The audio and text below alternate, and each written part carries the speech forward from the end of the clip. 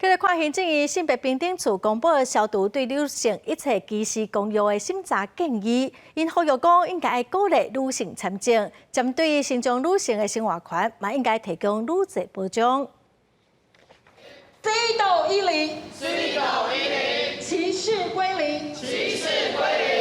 12个关心妇女甲性别议题的民间团体来到消除妇女歧视公约4度审查会议的报告现场，向台湾政府甲国际专家讲出心声，希望女性参政的条件会当放零。政党补助以及能够取回所谓的保证金的这些门槛，对很多的小型的政党跟女性来说，也充满了一些不公平的这样子的一些设计。更多的这个公费选举的这样子的方式，来促成，特别是来自于弱势群体女性的这个参政。除了女性参政的议题，关注新疆女性的台湾障碍女性平权连线，嘛提出希望政府针对身心障碍女性的就业，会当有较优先的措施。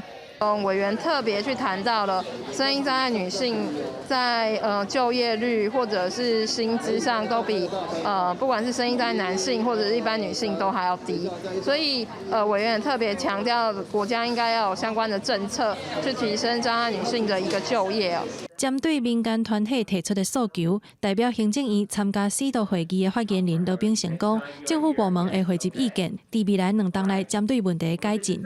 那我们政府机关部门会把这86个点次相应的相关部会会请他们先就